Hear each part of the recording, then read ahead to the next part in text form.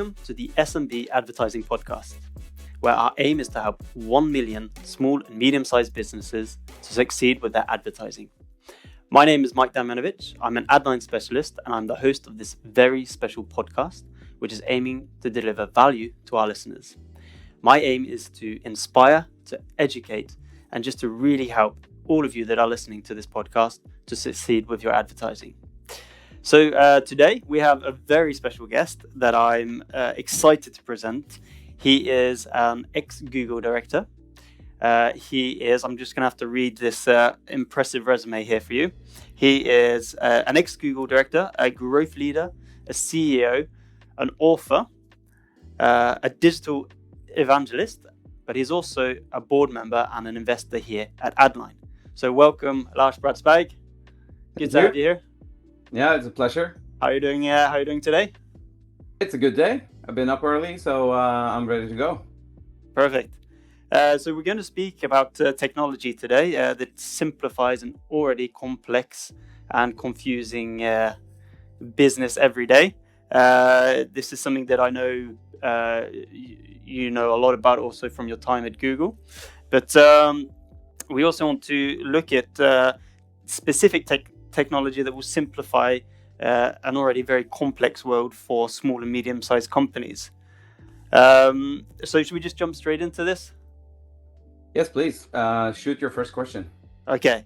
So, Lars, where do you see technology going? And what would you say are the biggest benefits and the biggest challenges as of today? All right. That's almost like a Kinder egg. That's almost three questions in one go. So I think I'll need to split them up. I think on the point of where do you see technology going? Everybody knows this, but I think you sometimes need to remind people how fast technology is going these days. It sort of hit the exponential curve, maybe 7-8 years ago, and it's just at a rapid pace. This also means that technology is now sort of, also linked, like it starts to speak to each other, it can communicate, and hence the expression Internet of Things. So now I'm just trying to get the high level of this, right? So we have the Internet of Things.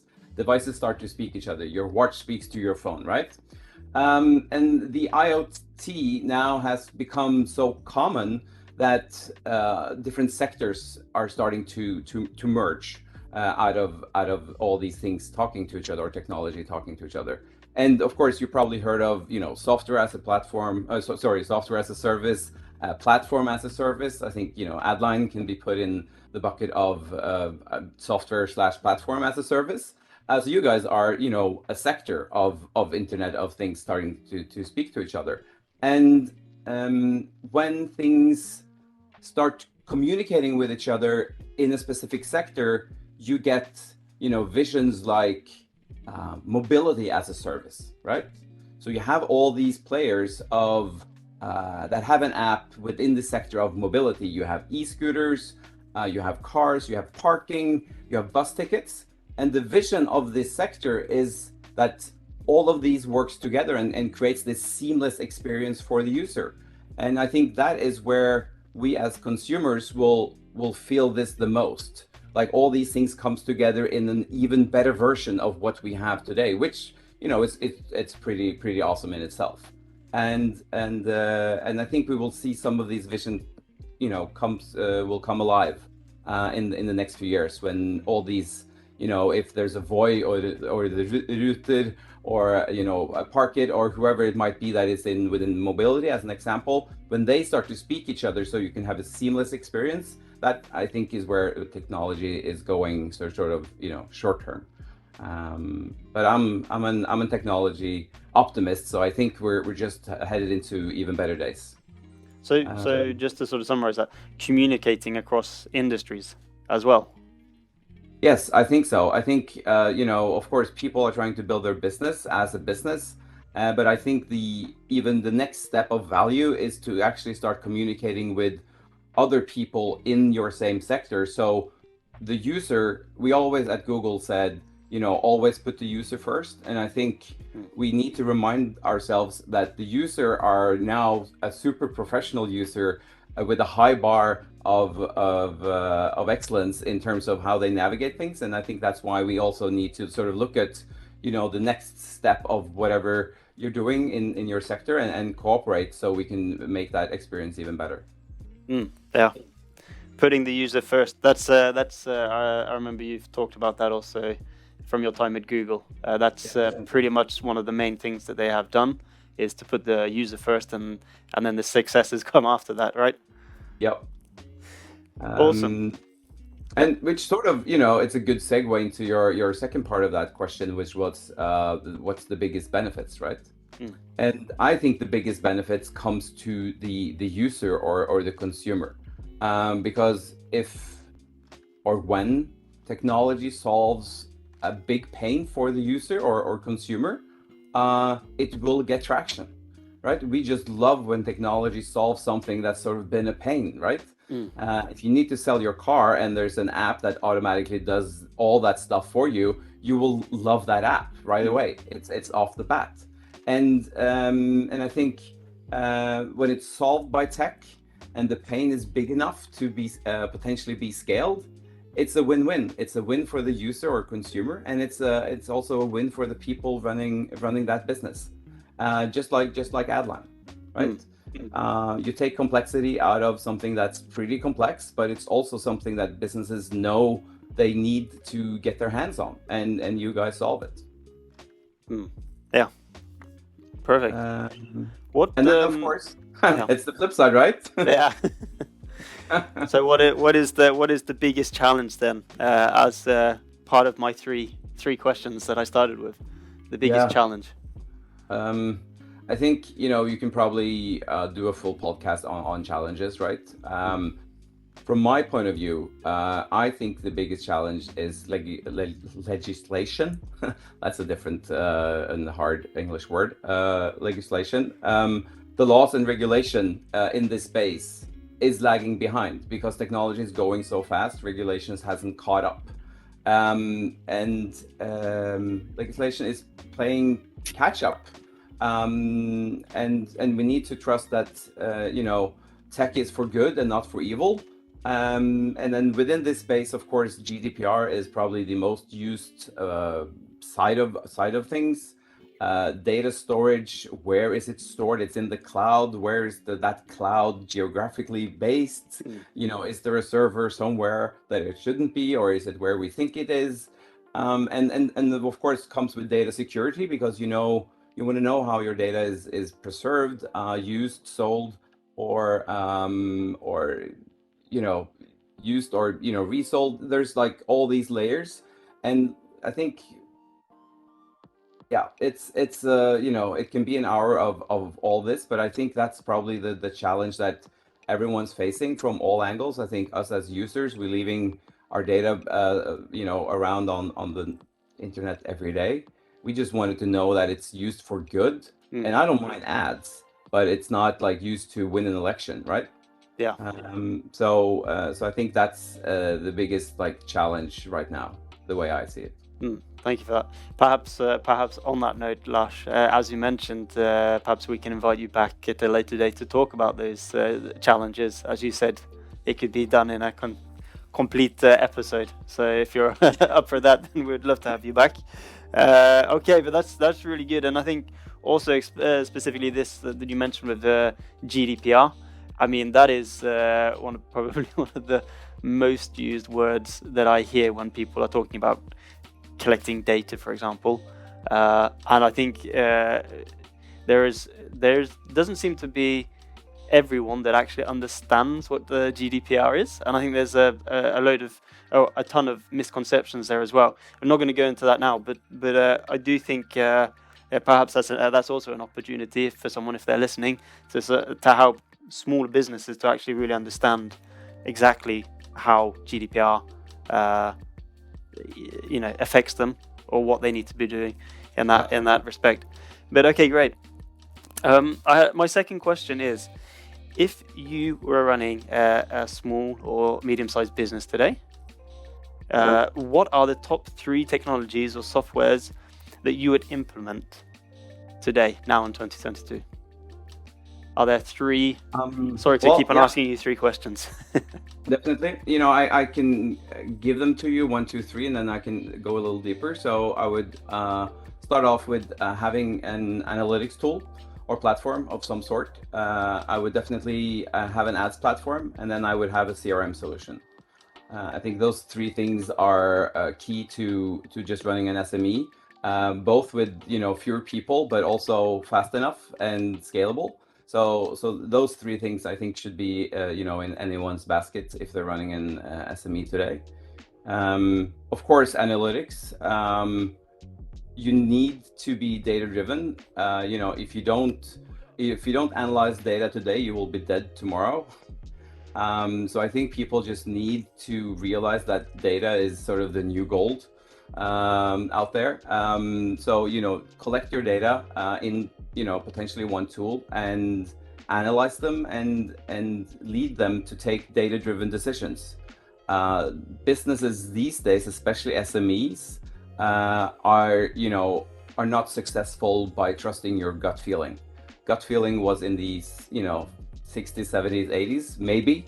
But these days, you just need to take data-driven decisions. Hence, you need to analyze all the data you have to be able to do so. Yeah. And within that space, of course, then people go, yes, but GDPR, right? Back to the former discussion. And I think if you have consent to collect data on your service, I think the general idea is then you're good. Yeah. Then it's of course a little bit of common sense on how you use it, but as long as you collect data and you have acceptance and you analyze it just to become better, and the users feel like, yes, he's analyzing data and I see that this service is getting better, you're good. There's no gray zones in that area, so I think that's definitely number one, and it's crucial. Yeah, and on that note, you do have analytic platforms. Adline also has an analytics part to the platform, but all the sort of major players that are dealing with analytics that you can find today, they are compliant with GDPR because otherwise they wouldn't be able to run their business, right? So, but one thing I just ask you, data-driven decisions. You did a TED talk a while back, and I think you mentioned this about at Google. I think it was the TED talk. You've done a few talks, but if somebody has an idea and it can't be backed up by data, then it's not really an idea anymore. It's more an opinion. Yes. Is that correct? Yeah. Okay. That is correct. Yeah. Okay. So the second thing was ads platform. Yep, correct. Of course, of course, it's hard not to mention Adline, since that's a solution to that thing where you can actually both do Google and Facebook on one platform, which is perfect for SMEs because it takes some of the complexity out. But if you want to be found, you need to be present, right? Which means if people are searching for you or your category, you need to pop up. Like Woody Allen once said, 80% of life is showing up. And in this modern age, if people are looking for you, show up. Which means Google is sort of, yes, you need to be there, right?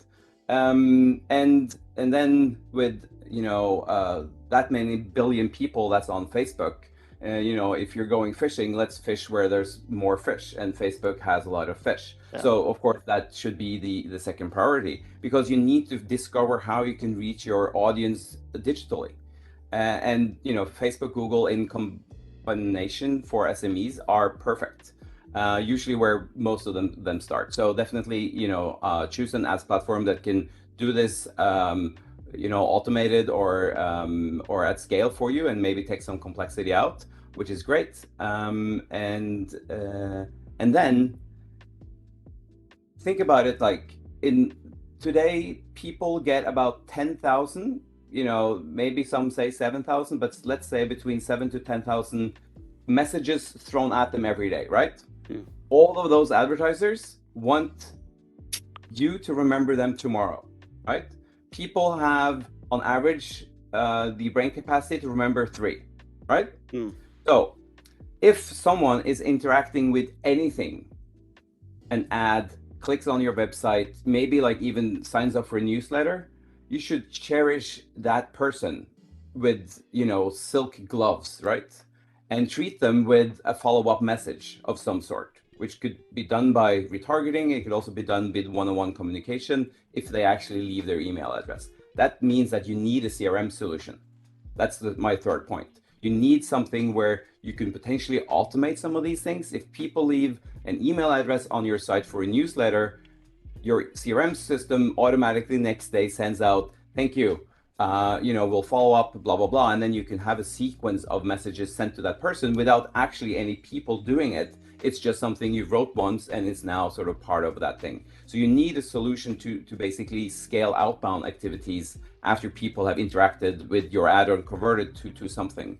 And with those three things, I think all SMEs are in a pretty good, starting block phase of their business. And then, of course, all businesses are different, and then you have to sort of adjust. But I don't think anyone could be successful without these three things present. Yeah, no, totally agree. So, in summary, an analytics tool, an advertising platform, preferably if you can find both in the same platform, that's even better, right? Yes. And then finally, a CRM system that actually can then start to help you work with the leads or the potential customers that you're going to be working with. Exactly. Perfect. Lars, thank you so much. There were then 3 essential technologies that ex-Google director Lars Bratsberg recommends for 2022. Lars, do you have time to help us answer one of our questions from our listeners? It has to do with Google. Do you have time for that? Yep. Perfect. Sure. So here's the question from the customer. Is it possible to pinpoint one singular thing that I, as a small company, should be doing in Google or on Google in 2022 in terms of becoming more visible? Yes. It's probably not just like one thing, but I'll try to combine or talk about it as one thing, because one thing leads to another. So Google, one thing is, yes, you should be on Google, because if people search for you or your category or your product, you need to show up, right? And how do you actually show up? So Google is based on that it needs to be of high quality and it needs to be relevant, right? So if you're selling cars, you can show up if people search for cars, right?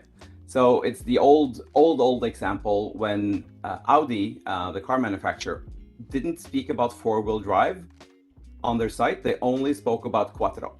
The thing is, people didn't search for Quattro, they'd search for four-wheel drive cars, but Audi didn't show up because they weren't relevant, because they hadn't used the word people were searching for.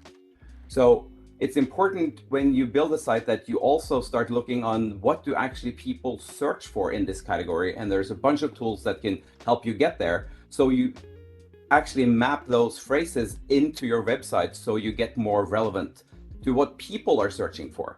People might not call your product or your category what you self-define because you're a professional, but maybe you have like a saying or a term which people sort of go, nah, it's too hard, right? I'm just calling it what it is.